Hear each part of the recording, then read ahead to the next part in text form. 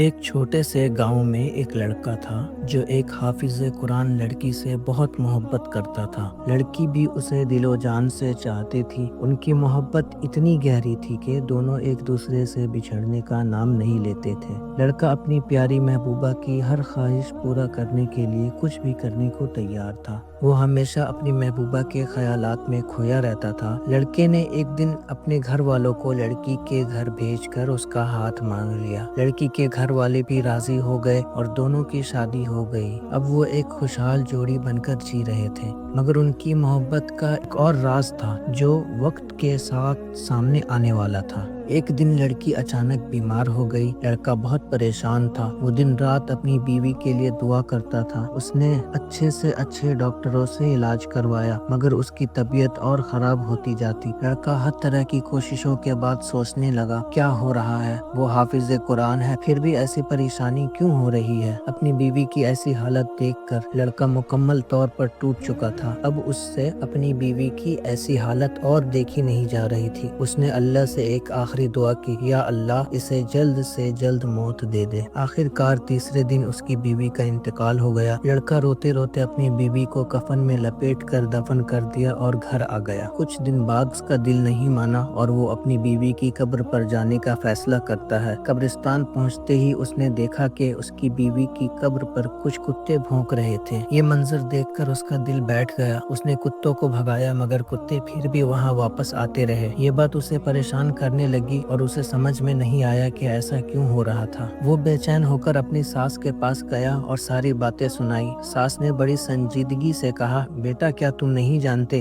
جب تم دونوں کی شادی نہیں ہوئی تھی تب وہ اپنی ماں سے کہتی تھی میں اسی لڑکے سے شادی کروں گی اور مجھے اس سے محبت ہے، اور اس نے اپنی ماں کو بہت برا بھلا کہا تھا۔ لڑکے کو یہ سن کر جھٹکا لگا۔ ساس نے آگے کہا، ایک دن تو اس نے مجھے تھپڑ بھی مارا تھا۔ بیٹا اس کی یہ نافرمانی اور غصہ ہی اس کی تقدیر بن گئی۔ ماں باپ کی بد دعا کا اثر بہت گہرا ہوتا ہے۔ تم چاہے اسے جتنا نیک سمجھتے تھے، مگر اس نے ماں باپ کے ساتھ برا سلوک کیا تھا، جس کا نتیجہ اب دکھ رہا ہے۔ لڑکا بہت حیران تھا اور اسے اب سمجھ آ گیا کہ بیوی کی قبر پر کتوں کا بھونکنا صرف ایک اشارہ تھا۔ ایک نیک شخص بھی اگر ماں باپ کے حق میں کمی کرتا ہے تو اسے اللہ کی ناراضگی کا سامنا کرنا پڑتا ہے۔